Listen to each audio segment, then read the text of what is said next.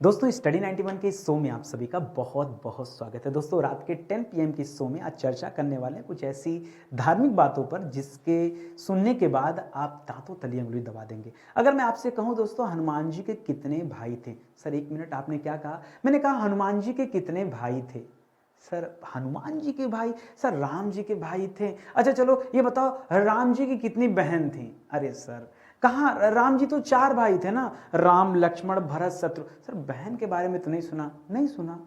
बहन ज्येष्ठ थी, राम जी से भी बड़ी थी, दशरथ की पुत्री थी, नाम था शांता। क्या नाम था? शांता। आप नहीं जानते अलग बात है, लेकिन जानिए। सर आप इस तरह के वीडियोज क्यों बना रहे हैं इसका मतलब समझिए। मैं सिर्फ इतना चाहता हूं कि आप हमारे धर्म शास्त्रों को समझिए। वो चीज़ें जो आज तक आपको किसी ने नहीं बताया, मैं चाहता हूं वो चीज़ें आप जानिए। ठीक है, बहुत ज़रूरी है जानना। नहीं जानेंगे तो ये जो चीज़ें हैं ये धीरे धीरे दोस्तों गुप्त हो जाएंगी, ये रहस्य ही बनकर रह जाएंगी, लोगों को इसके बारे में पता नहीं चलेगा। लोगों को पता चले इसीलिए दोस्तों मैं सप्ताह में एक दिन इस तरह के वीडियोस देता हूं। हालांकि बहुत लोग नाराज भी होते हैं कि सर इस तरह के धार्मिक वीडियो बनाना ये उचित नहीं है। कहाँ से उचित नहीं भाई? हम तो आपको कहानियां सुना रहे हैं, आप खाली कहानियां सुनते रहिए। आज मैं बताऊंगा कि केसरी के जो ज्येष्ठ पुत्र थे वो हनुमान जी थे। हनुमान जी कुल 6 भाई थे, 6 भाइयों में सबसे बड़े हनुमान जी थे। सर ऐसी बात सत्य है। हमने तो सुना था सर केसरी इनके पिता थे, इनकी माता का नाम अंजना था। लेकिन अगर मैं आपसे पूछूं दोस्तों, इनकी माता जो अंजना थी ना, ये पूर्व जन्म में दोस्तों देव कन्या थी, मतलब देवलोक में रहती थी, स्वर्गलोक में रहती थी। फिर उनको सर जन्म क्यों लेना पड़ा? यही तो कहानी है। श्राप मिला था उन्हें, जिसकी वजह से उन्हें धरती पर आना पड़ा। कौन श्राप दिया, कैसे क्या हुआ, सारी बातें करेंगे। लेकिन उसके लिए क्या करना पड़ेगा? आपको समय देना पड़ेगा। और भी कई ऐसे सारे सवाल हैं जिसके बारे में आपके मन में हो सकता है विचार कभी आया हो सकता न भी आया हो, क्योंकि आप जानने कभी चेष्टा नहीं करते तो विचार भी नहीं आया होगा। अगर मैं आपसे कहूं दोस्तों हनुमान जी का नाम हनुमान पड़ा ही कैसे, ये भी अपने आप में बड़ी बात है। ठीक है, या मैं कहूं कि हनुमान जी की माता जो अंजना थी ये पूर्व जन्म में क्या थी? ठीक है, कैसे देव कन्या थी, कैसे इनको श्राप मिला, क्या हुआ? मतंग ऋषि कौन थे? मतंग ऋषि नहीं होते तो माता अंजना को भी दोस्तों पुत्र, जैसे दशरथ को पुत्र नहीं प्राप्ति हो रहा था उसी तरह से माता अंजना को भी पुत्र प्राप्ति नहीं हो रहा था। तो मतंग ऋषि ने एक रास्ता सुझाया, उसी रास्ते पे चलकर दोस्तों इनको पुत्र की प्राप्ति हुई है। ठीक है, वो रास्ता कौन सा था? तो इसलिए मतंग ऋषि के बारे में जानना जरूरी है। ठीक है, किस कारण दोस्तों देवकन्या को वानरी रूप में जन्म लेना पड़ा, ठीक है, या वानर राज केसरी के साथ विवाह करना पड़ा, वो मैं आपको बताऊंगा। हनुमान जी कितने भाई थे ये मैं आपको बताऊंगा। और अपनी कहानी आज मैं शुरू करूंगा एक इंटरेस्टिंग टॉपिक से जो अक्सर आप सभी सुनते होंगे कि दोस्तों तुलसीदास जी ने जो रचना किया हनुमान चालीसा की, उस हनुमान चालीसा में उन्होंने पृथ्वी से सूर्य की दूरी बता दिया। ये हमने जान तो लिया लेकिन कभी उसको वैज्ञानिक तरीके से स्पष्ट करने का प्रयास नहीं किया। आज मैं आपको दिखाऊंगा, एकदम एक एक आंकड़े दिखाऊंगा कि कैसे संभव हुआ। थोड़ा सा आप समय दीजिए, 15-20 मिनट, मैं आपको ये पूरी बातें बताऊंगा और सुनकर आपको बहुत अच्छा लगेगा। ठीक है, चलिए आगे बढ़ते हैं, बहुत ध्यान से सुनिएगा। इस बात को बताने के लिए सबसे पहले जानना जरूरी है हनुमान जी के बारे में। हनुमान जी की दोस्तों गाथा के रूप में हनुमान चालीसा की रचना हुई है। और ये जो हनुमान चालीसा की रचना हुई है किसने किया दोस्तों? तुलसीदास जी ने हनुमान चालीसा की रचना किया। अगर मैं आपसे पहला सवाल पूछूं कि तुलसीदास जी ने जिस हनुमान चालीसा की रचना किया इसका नाम हनुमान चालीसा क्यों है, हनुमान पचासा क्यों नहीं है? सर ये आप मजाक कर रहे हैं, ये धर्म के साथ ऐसी, अरे भैया क्षमा चाहता हूं, मजाक नहीं कर रहा हूं, पूछ रहा हूं जनरली कि भाई हनुमान चालीसा को चालीसा ही क्यों कहते हैं? मन में आया, सवाल पूछ दिया आपसे। दोस्तों चालीसा इसलिए कहते हैं क्योंकि हनुमान चालीसा में 40 छंद हैं। छंद सुने हैं ना? हिंदी में दोस्तों एक चैप्टर मिलता है, हमें अध्याय मिलता है, उसे कहते हैं छंद। छंद आपने कई तरह का पढ़ा होगा, जैसे वर्णिक छंद, मात्रिक छंद। सर पढ़ाई नहीं, ठीक है पढ़ाई, सॉरी, ठीक है पढ़ाई नहीं। मैं आपको ये बताना चाह रहा हूं कि हनुमान चालीसा में दोहे भी लिखे गए हैं और चौपाइयां भी लिखी गई। ठीक है, इन दोहा और चौपाई को क्या कहते हैं? संपूर्ण रूप से क्या कहते हैं? छंद कहते हैं। ठीक है, तो ऊपर जो 2 दोहे लिखे हैं वो परिचयात्मक दोहे हैं, वो परिचय कराते हैं, हनुमान जी से परिचय कराते हैं। ठीक है, श्री गुरु चरण सरोज रज, ये हनुमान जी से परिचय के लिए है, इसलिए इसे परिचयात्मक दोहा कहा गया। उसके बाद 40 चौपाइयां हैं, ये चौपाइयों की संख्या 40 है, इसी वजह से इसे हनुमान चालीसा कहा गया, पचासा नहीं कहा गया। एक एक बात का उत्तर लीजिए ना आप। ठीक है, और अंतिम में एक दोहा है, इसी के साथ हनुमान चालीसा समाप्त हो जाता है। इसी हनुमान चालीसा में एक दोहा मिलता है दोस्तों, जुग सहस्त्र जोजन पर भानु, लील्योताई मधुर फल जानो। ठीक है, ये एक दोहा मिलता है। ठीक है। अब सर दोहा करें चौपाई, ये चौपाई मिलती दोस्तों, तो ये जो चौपाई, दोहा अलग होता है चौपाई अलग होती है, ध्यान दीजिएगा थोड़ा, ठीक है। तो ये जो चौपाई मिलती है, इस चौपाई में ही दोस्तों रहस्य छिपा है जिसमें पृथ्वी से सूर्य की दूरी बताई गई है। अब आप कहेंगे सर कैसे, क्या रहस्य छिपा हुआ दोस्तों? देखिए आप अगर थोड़ी सी पीछे चलें तो आप जानते होंगे दोस्तों कि हनुमान जी सूर्य को फल समझ करके खाने चल दिए थे, छोटे से थे, ठीक है। सर ये बात तो पेट में पचता नहीं कि हनुमान जी कैसे सूर्य को निगल सकते हैं। सर ये झूठ बात है। अब दो तरह के लोग हैं, ठीक है। एक वो लोग जो धर्म और में विश्वास रखते हैं, आस्था रखते हैं कि नहीं हनुमान जी ने ऐसा किया था। दूसरे वो लोग जो आस्था नहीं रखते हैं, वो दोस्तों थोड़ा सा प्रैक्टिकल होकर उनकी गलती नहीं है ना, गलती नहीं है, वो प्रैक्टिकल होकर सोचते हैं और उन्हें लगता है कि ऐसा कैसे संभव है। मैं हूं बताने के लिए, मैं आपको समझाऊंगा कैसे संभव है। मैं एक एक वैज्ञानिक कारण दूंगा कि ऐसा कैसे हुआ, कैसे संभव है। पहले तो आप समझिए जो बात कही गई। तो हनुमान जी चले गए दोस्तों फल समझकर ये सूर्य को निगलने, ठीक है, निगलने चले गए। और दोस्तों उसके बाद क्या होता है, निगल भी लेते हैं। अब जो लोग दोस्तों मानने को नहीं तैयार हैं कि कैसे निगला जा सकता है, मैं उनसे कहता हूं आप छोड़िए ना ये धार्मिक बातें, 2 मिनट के लिए दोस्तों आप हमारे ऊपर साथ दीजिए और 1 मिनट और रुकिए। पहले जो मानते हैं कि हनुमान जी निगल गए, कैसे निगल गए मैं वो समझाता हूं आपको। दोस्तों हनुमान जी के पास अष्ट सिद्धि नवनिधि थी, ठीक है, तभी कहा जाता अष्ट सिद्धि नवनिधि के दाता असबर दीन जानकी माता, ठीक है। तो इनके पास 8 सिद्धियां थी। उस 8 सिद्धि में एक सिद्धि थी महिमा सिद्धि। महिमा सिद्धि जिस व्यक्ति के अंदर आ जाता है ना, वो अपने शरीर को जितना चाहे उतना विकराल कर सकता है, विशाल। और ऐसा हनुमान जी पहली बार नहीं किए थे, आगे चल के रामायण काल में दोस्तों कई बार हनुमान जी ने अपने शरीर को विशालकाय बनाया है, ठीक है। जब युद्ध हो रहा था तो युद्ध स्थल पर विशालकाय हो गए, इतने बड़े हो गए कि जाके राक्षसों के ऊपर गिर जाते थे, सब राक्षस चंप के मर जाते थे दब के। हाँ ये हो जाता था दोस्तों। सुरसा जब उनको रोकने गई थी तो सुरसा ने जब मुंह खोला हनुमान जी को खाने के लिए, हनुमान जी बड़े होते चले गए, विशाल होते चले गए। ऐसा कई बार आपने सुना होगा। और ऐसा किस लिए होता है ये दोस्तों, हनुमान जी के पास जो महिमा सिद्धि थी उसी लिए होता है। अरे सर ये सब बेकार बातें हैं, सब धर्मशास्त्र जो लिखा गया ना ये कल्पना है, कल्पना, ऐसा कुछ नहीं होता। हाँ बहुत बढ़िया बात, छोड़ दो, सब कल्पना है। मैं भी मानता हूं तुम्हारी बातें कल्पना है, ठीक है। ये बताओ हल्क को जब गुस्सा आता है तब वो बड़ा हो सकता है। हाँ हरा जानवर वो बड़ा हो सकता है। सर वो तो एवेंजर पिक्चर की बात कर, हम मूवी की बात थोड़े कर रहे हैं, वो तो कल्पना है। नहीं नहीं नहीं, कल्पना ही आगे चल के सत्य बनती है ना। हम बचपन में दोस्तों चाचा चौधरी और साबू की कहानी पढ़ते, साबू को जब गुस्सा आता तो साबू बहुत विशाल हो जाता था। हाँ साबू हो सकता था, हल्क हो सकता था, हनुमान जी को नहीं बड़ा होने देंगे, नहीं, कसम खा के बैठे। अरे यार विश्वास करो, ठीक है। अच्छा छोड़िए सर, मुद्दे पे आते हैं। वो जो आपने रास्ते में रोक दिया था कि हनुमान जी कैसे निकल सकते हैं। अच्छा ब्लैक होल के बारे में सुना होगा ना। ये ब्लैक कहा जाता है, ब्लैक होल पूरी पृथ्वी निगल जाएगी, पूरा सूरज निगल जाएगी, पूरा सौरमंडल को भी निगल सकती है ब्लैक होल। ये ब्लैक होल की खासियत होती है, लेकिन हनुमान जी नहीं निगल सकते। मतलब मान के रखें कि ये काम हनुमान जी नहीं कर सकते, ये काम ब्लैक होल कर सकता है लेकिन हनुमान जी नहीं कर सकते। नहीं ये गलत है, ठीक है। मैं यही आपको समझाना चाह रहा हूं दोस्तों, ये गलत है, इसको समझिए। आइए अब मुद्दे की बात करते हैं दोस्तों। हनुमान जी पहुंच गए निकलने, तो सर वो जो आपने बीच में रोक के बात रखी वो बात जरा बताइए कि क्या बात थी, ठीक है। दोस्तों मुद्दा यह था कि जो मैंने पीछे आपसे कहा कि जुग सहस्त्र योजन पर भानु, यहां पे आप 2-3 चीजें याद रखिए। क्या क्या याद रखिए दोस्तों? पहला याद रखिए एक शब्द है जुग, ठीक है। दूसरा शब्द है दोस्तों सहस्त्र, ठीक है, सुनते जाइए, ठीक है, जुग सहस्त्र। तीसरा शब्द है दोस्तों जोजन। क्या शब्द है दोस्तों? जोजन, ठीक है, जोजन, ठीक है, जोजन, ठीक है। चौथा शब्द है क्या दोस्तों? भानु। क्या है शब्द? भानु। तो भानु तो किसे कहते हैं दोस्तों? सूर्य को कहते हैं, ये ज्यादातर बच्चे जानते हैं। और युग का मतलब क्या हो जाता है दोस्तों? तो युग का मतलब होता है युग। याद रखिएगा पुराने समय में जस य को ज पढ़ा जाता था, ठीक है, यह जैसे युवान को जवान कहा जाता था, ठीक है, तो वो याद रखिएगा। उसी तरह युग हो गया, ठीक है, तो ये युग हो गया तो ये ज हो गया। तो एक युग में दोस्तों 12,000 वर्ष होते हैं, ठीक है। युग में क्या होता है दोस्तों? 12,000 वर्ष होते हैं, ठीक है। सर हम तो किलोमीटर की बात कर रहे हैं, वर्ष की बात आप क्यों ला रहे हैं, ठीक है। अच्छा अगर आप सूर्य से पृथ्वी की दूरी निकालते हैं या सबसे बड़े मात्रक की बात करते हैं तो आप पढ़ते होंगे प्रकाश वर्ष के बारे में, जिसे कहा जाता है दोस्तों लाइट ईयर। क्या कहा जाता है? लाइट ईयर के नाम से जानते हैं, ठीक है। लाइट ईयर क्या होता है? ये दूरी का मात्रक होता है। ये लाइट ईयर लिखा है तो मात्रक हो सकता है, यहां मैंने वर्ष लिख दिया तो मात्रक नहीं हो सकता। कोई जिद है? जिन तो सुनो ना, ठीक है। तो जुग मतलब हो गया 12,000, सहस्त्र का मतलब होता है दोस्तों 1,000, और योजन जो होता है दोस्तों, याद रखिएगा योजन से पहले आपको मील समझना पड़ेगा, ठीक है। क्योंकि दोस्तों 8 मील के बराबर दोस्तों क्या होता था, एक योजन होता था। क्या होता था दोस्तों, एक योजन। और दोस्तों 1.6 किलोमीटर के बराबर क्या होता है दोस्तों, तो एक मील होता है, ठीक है।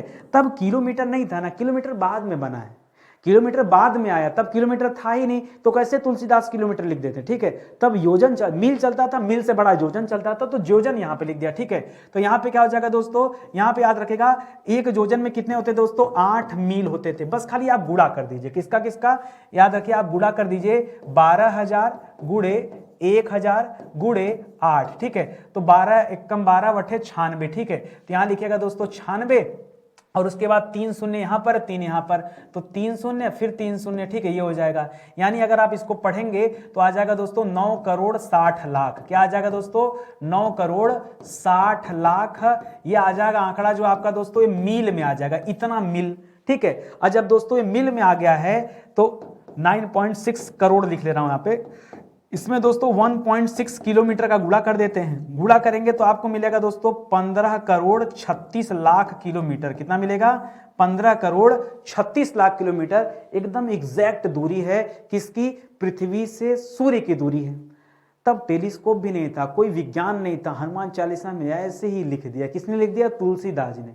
सर तुलसीदास कभी गए नहीं वहां पे, लिख कैसे दिए, क्योंकि माना जाता है कि तुलसीदास जी हनुमान जी से मिले थे, हनुमान जी ने उन्हें साक्षात राम का दर्शन कराया था, तभी तो दोस्तों उन्होंने रामचरितमानस लिखा है, ठीक है, रामचरितमानस लिखा है। समझिए बात को, ठीक है। इसलिए दोस्तों ये चीजें इंपॉर्टेंट है। तो जानिए आप, अभी हमारा विज्ञान बहुत पीछे है। विज्ञान कहता है कि पृथ्वी से सूर्य की जो अधिकतम दूरी है वो 15 करोड़ 30 लाख किलोमीटर, हमने कहा 36 लाख। कुछ दिन में संशोधन करेगा वो भी, ठीक है, विज्ञान संशोधन करेगा, 6 लाख किलोमीटर बढ़ाएगा, याद रखेगा, ठीक है।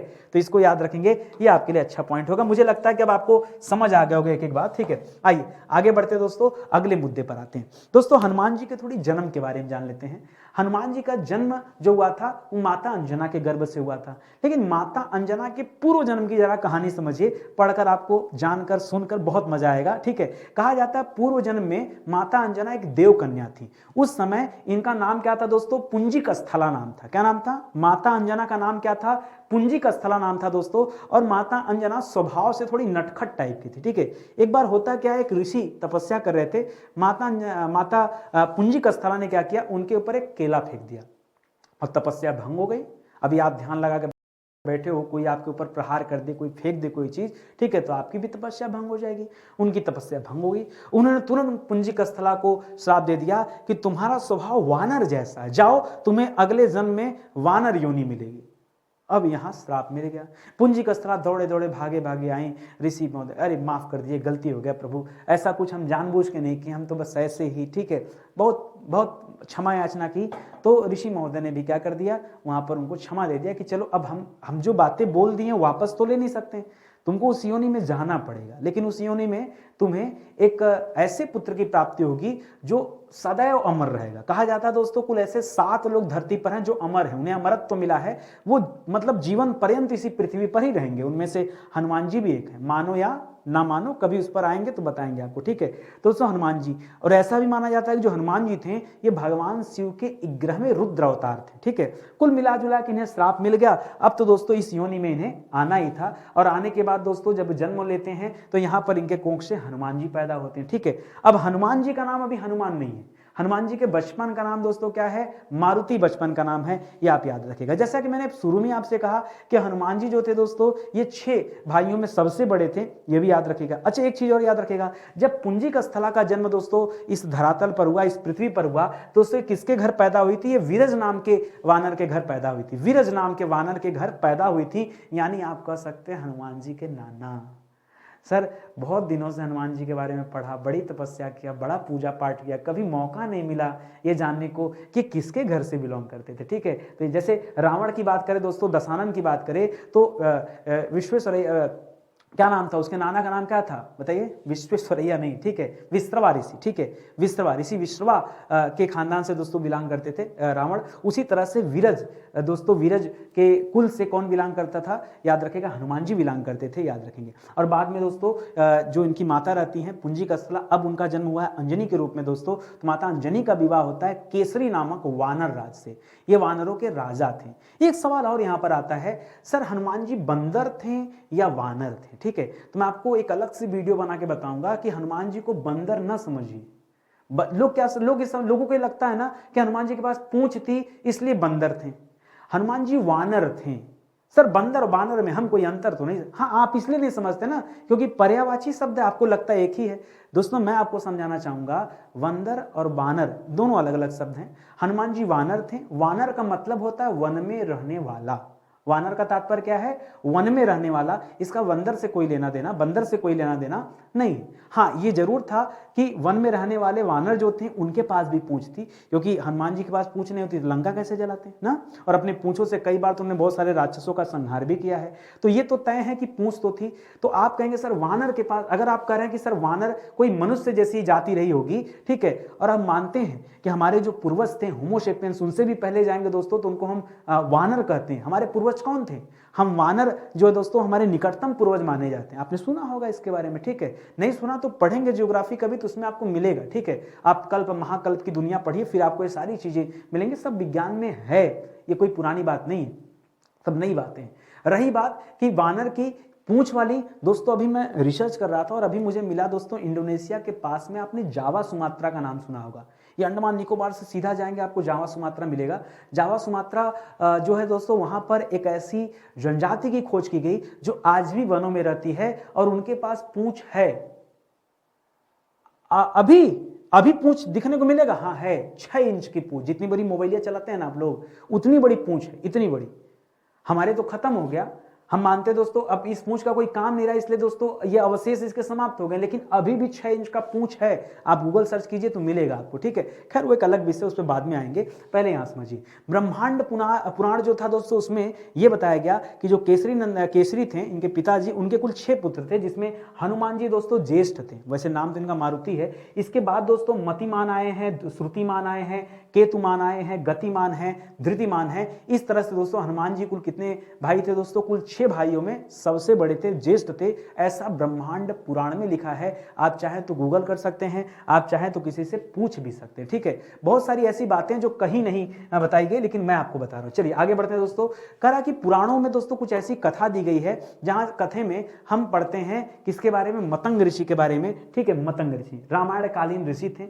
रामायण काल में दोस्तों आप ऋषि वशिष्ठ का नाम सुने होंगे, विश्वामित्र का नाम सुने होंगे, उसी काल के एक ऋषि हैं दोस्तों मतंग ऋषि। आपने सबरी का नाम सुना, हाँ सर, सबरी जो राम जी को झूठे बेर खिलाई थी वही, ये मतंग ऋषि के आश्रम में दोस्तों ये सेवा करती थी सबरी, ठीक है, उनकी शिष्या थी, ठीक है। और मतंग ऋषि ने आशीर्वाद दिया था कि तुम घबराओ मत, भगवान खुद तुम्हारे द्वार चल कर आएंगे, ठीक है, तुमको दर्शन देंगे, ठीक है। और इसीलिए सबरी इंतजार कर रही थी कि देखें कब कौन भगवान आते हैं, और राम जी देखे गए, यानी भगवान कहाँ, हम लोग सोचते हैं कि हम भगवान के पास चले जाएं, ठीक है, और ऐसा दृश्य देखिए कि भगवान खुद चलकर भक्त के घर आए हो, कितनी बड़ी बात है ना।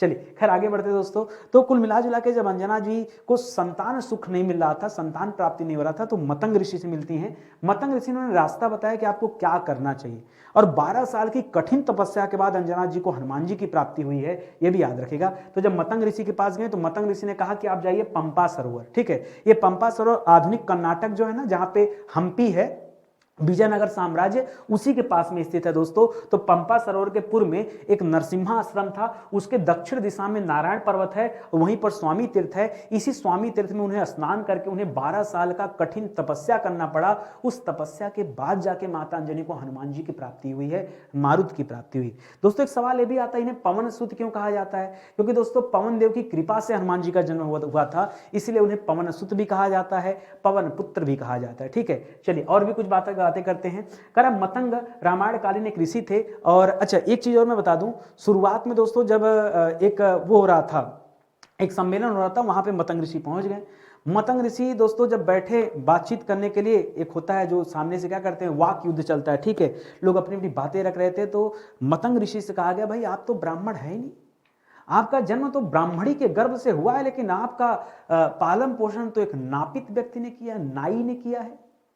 मतंग ऋषि को बड़ा हर्ट हुआ, ठीक है, कि आज तक ये बात हमें नहीं पता थी कि हमारा जन्म ब्राह्मणी के गर्भ से हुआ है और नाई ने हमारा पालन पोषण किया, ठीक है। उन्हें बड़ा जो है दुख हुआ। दुख के बाद उन्होंने लगा तपस्या करने मतंग ऋषि, और इंद्रदेव की तपस्या की। इंद्रदेव ने उन्हें आशीर्वाद दिया और उन्हें छंदोदेव नाम से दोस्तों आगे चल के मतंग ऋषि प्रसिद्ध होते हैं, फेमस होते हैं। तो ये तथ्य याद रखेगा। थोड़ी सी बातें हैं मतंग ऋषि के बारे में, ये भी याद रखेंगे, ठीक है। कुछ और बातें करते दोस्तों। माता अंजना के पुत्र के रूप में जब हनुमान जी की प्राप्ति हो गई, वहां तक तो ठीक है। आपने बाली का नाम सुना होगा, ठीक है, बाली का नाम सुना था ना, वानर राज बाली का नाम सुना होगा दोस्तों। बाली और सुग्रीव दो भाई थे, ठीक है। लेकिन दोस्तों बाली की पटती, सोचिए बाली इतना बलशाली कि 6 महीने रावण को अपनी कोख में दबा के दोस्तों ऐसे रखा था, ठीक है। और रावण इतना बलशाली कि बताइए शनि राहु केतु उसके दरबार में उल्टे लटकते थे, उल्टा टांग के खड़ा करता था सबको। देखो कितना भौकाल, रावण कितना शक्तिशाली। और बाली के पास आने के बाद बाली को एक शक्ति मिली थी दोस्तों कि उसके सामने जो आता था उसका बल आधा चला जाता था बाली के पास। अब बाली वैसे ही बलवान, ठीक है। लेकिन सर ये बताइए, क्या बाली सुग्रीव को मार नहीं सकता था? नहीं, एक मामला था, एक छोटा सा इशू था। इशू ये था दोस्तों कि बाली कभी ऋष्यमुख पर्वत पर नहीं आ सकता था। ऋष्यमुख पर्वत पर इन्हीं मतंग ऋषि का आश्रम था, और मतंग ऋषि ने बाली को श्राप दे दिया था कि अगर तुम इस ऋष्यमुख पर्वत पर कदम रखे तो जलकर भस्म हो जाओगे। तो सबसे सेफ जोन था। उसी सेफ जोन में दोस्तों हनुमान जी, सुग्रीव, जामवंत, सब लोग रहते थे। पता, जामवंत हनुमान जी के मामा थे। क्या थे? हनुमान जी के मामा थे जामवंत। आपको बताऊंगा कहानी, ठीक है। इसी तरह धार्मिक बातों पे तो चर्चा करने के लिए हमने ये स्टार्ट किया, ठीक है, ताकि आपको पढ़कर लगे कि नहीं सर हम कुछ नया सीख रहे हैं, ठीक है। रोज पढ़ाई लिखाई अपनी जगह है, लेकिन इन सब बातों को नहीं जानेंगे तो लगेगा ना जीवन में कि हम कितना पीछे हैं। हमें कोई बताया ही नहीं आज तक, इतने बड़े हो गए और आज तक कभी किसी ने चर्चा ही नहीं किया, किसी पंडित जी ने भी नहीं बताया, ठीक है। पंडित जी के पास भी अपनी समस्या है भाई, ठीक है। आप पंडित जी के पास इतना समय देते कहाँ हो कि पंडित जी अपनी बातें बताएं?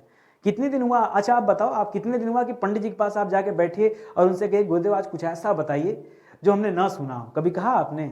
और जब आप कहेंगे नहीं तो कोई अपना ज्ञान क्यों देगा, ठीक है। तो हम अलग व्यक्ति हैं इसलिए दे रहे हैं आपको। चलिए, हम खैर ऐसा कुछ नहीं, मेरी इच्छा है कि आप लोग जानिए। कुल मिला जुला के दोस्तों हनुमान जी की प्राप्ति तो हो गई अंजना जी को। हनुमान जी का जो जन्म हुआ था वो कहा जाता दोस्तों कि हनुमान जी का जन्म यहाँ पे लिखा है चैत्र शुक्ल की पूर्णिमा को हुआ था, ऐसा माना जाता है। और वैज्ञानिक आधार पर देखेंगे तो माना जाता है लगभग 55,000 वर्ष पहले इनका जन्म हुआ था, ऐसा भी माना जाता है, ठीक है। चलिए खैर आगे आते हैं, अपनी बात आगे करते हैं। हनुमान जी के कुछ नाम है दोस्तों, उस नाम के बारे में जरा समझिए। जैसे मारुति, मारुति की बात करें दोस्तों तो मारुति जो नाम था, ये हनुमान जी को जो ये नाम मिला था, मारुति नाम मिला था, ये बचपन का नाम था। हनुमान जी के बचपन का नाम तो दोस्तों क्या था? मारुति था, ठीक है, बचपन का नाम, बचपन का नाम। इसी तरह से दोस्तों पवन पुत्र या पवन सुत क्यों कहा जाता है? क्योंकि पवन देव के सहयोग से, आशीर्वाद से दोस्तों ये पैदा हुए थे, इसलिए दोस्तों इन्हें पवन पुत्र भी कहा जाता है। हनुमान क्यों कहा जाता है? क्योंकि दोस्तों जब इन्होंने सूर्य को निगल लिया ना तो इंद्र देवता आ गए। इंद्र देव से दोस्तों क्या हो गया? इनका युद्ध हो गया। इंद्र देव ने दोस्तों वज्र से हनुमान जी पर प्रहार किया, और वज्र का प्रहार कभी खाली नहीं जाता, ठीक है। वज्र लगने की वजह से हनुमान जी का हनु, हनु कहते हैं इस डुड्ढी को हनु कहते हैं। ये हनु दोस्तों थोड़ा टेढ़ा हो गया, इसलिए इन्हें हनुमान कहा जाता है, ठीक है। एक शब्द दोस्तों आप पढ़ते होंगे बजरंगबली, जय बजरंगबली। बजरंगबली शब्द ही नहीं है भाई, गलत शब्द है। क्या बात कर रहे हैं सर, हम तो बचपन से हमेशा कहते हैं बजरंगबली की जय, गलत है। बजरंग बली जैसा कोई शब्द नहीं, उसका कोई अर्थ ही नहीं। शब्द था वज्रांग बली। क्या था? वज्रांग। वज्रांग मतलब क्या? वज्र, धन, अंग बराबर वज्रांग। वज्र जैसा शरीर। हनुमान जी का शरीर कैसा था? कठोर था, वज्र के जैसा था, कोई उन्हें परास्त नहीं कर पाता था। तो वज्र जैसा, ठीक है, अंग वाला। और बली मतलब बलशाली, ठीक है। इसलिए दोस्तों शब्द था वज्रांग बली, हमने उसे क्या कर दिया? हमने कर दिया बजरंग बली, ठीक है। हमने ऐसा बहुत सारा वर्ड के साथ छेड़छाड़ किया है, ठीक है। आप उठा के देखेंगे तो आपको देशज, विदेशज, तत्सम, तद्भव, ऐसे बहुत सारे शब्द मिलेंगे जो थे कुछ और अब कुछ और हो गए, ठीक है। जैसे आम्र से हमने आम कर दिया, अग्नि से हमने आग बना दिया, ठीक है। चंद्रमा से हमने चांद बना दिया, स्वप्न से हमने सपना बना दिया, ठीक है। प्रस्विन से हमने पसीना बना दिया, ये हमने बनाया है, ठीक है। हाँ, पाद से पैर कर दिया, हस्त से हाथ कर दिया, कर्ण से कान कर दिया, नक्र से नाक कर दिया, मस्तक को माथा बना दिया, केस को बाल बना दिया, ठीक है। अपने सुविधा के हिसाब से कि हम कितना जैसे आजकल गुड मॉर्निंग को GM बना दिया, गुड नाइट को G9 और 8 बना दिया ना, N और 8 बना दिया, गुड नाइट हो गया। हेलो भी लिखने का समय लोगों के पास है, HE डबल, या लोग कौन लिखे हाय, HI, ठीक है, हाय, समझ रहे हैं। तो हम लोग दोस्तों शॉर्टकट करने में माहिर लोग हैं, ठीक है। किस बात को कितना आसान में कहना है वो हम जानते हैं दोस्तों, ठीक है। अब जैसे आई लव यू को दोस्तों ILU कर दिया, ठीक है। आप देखिए ना, यू कौन लिखता है, YOU नहीं लिख पाते, यू लिखते हैं, डायरेक्ट यू, ठीक है। इतना समय कहाँ लिखने के लिए। सेम टू यू, तो टू में दोस्तों TO लिखने में दिक्कत हो रहा है, हिंदी वो गणित वाला टू लिख दे रहे सेम टू यू, हाँ। तो यही हो रहा है, शॉर्टकट करने माहिर। वैसे यहाँ भी शॉर्टकट हो गया। केसरी नंदन, इनके पिता का नाम केसरी था, केसरी के पुत्र थे, इसलिए केसरी नंदन, नंदन का मतलब होता है पुत्र, ठीक है। अंजनी पुत्र, माता अंजनी के पुत्र थे, ठीक है, इसलिए दोस्तों अंजनी पुत्र कहा गया। तो ये रहा दोस्तों कुछ बातें हनुमान जी के बारे में। मुझे उम्मीद है कि आज ये वीडियो देखकर दोस्तों आपको बहुत कुछ खास मिला होगा सुनने को, समझने को। फिलहाल सेशन यही समाप्त होता है। मिलते हैं दोस्तों अगले किसी वीडियो में, फिर चर्चा करेंगे आगे किसी बात पर, ठीक है। ये वीडियो मैं और सर्च कर रहा हूँ दोस्तों। कई बार आपके मन में होता है कि क्या हिंदू धर्म वो भारत में ही है या भारत से बाहर। मैं आपको दोस्तों दर्जनों देश गिना दूंगा जहां हिंदू धर्म के प्रमाण मिले, दर्जनों, दर्जन कम बोल रहा हूं, ठीक है। कहिए आप कहिए कितना, 12, 15, 20, 25, 30, 35, 50, कितने देशों की लिस्ट आपको दे दूं मैं, कितने देशों की लिस्ट आपको मैं दे दूं कि भाई जहां पर हिंदू धर्म के प्रमाण हैं। और बताइए, हम कहते हैं ब्रह्मा जी का एक मंदिर, हम कह रहे हैं दर्जनों मंदिर भारत के बाहर स्थित है और दर्जनों मंदिर भारत के भीतर स्थित है। कम से कम ब्रह्मा जी का मैं 24 मंदिर आपको गिना दूंगा। और बताइए, ढूंढना पड़ता है, रिसर्च करना पड़ता है, समय देंगे तो सब मिलेगा। शिक्षा है ना, शिक्षा के लिए मेहनत करना पड़ेगा, ढूंढेंगे तो सब, ढूंढने से भगवान मिल जाते हैं। हम आप तो इस तरह के कंटेंट ढूंढ रहे हैं, ठीक है, कि अच्छी अच्छी बातें मैं आपको परोस दूं, आपको पहुंचा दूं आप तक, ठीक है। तो वीडियो अच्छा लगा हो तो लाइक जरूर कीजिएगा, ये आपसे निवेदन है, ठीक है। मिलते हैं किसी अगले वीडियो में। बहुत बहुत धन्यवाद आप सभी का। जय हिंद, जय Bharat. Thank you so much.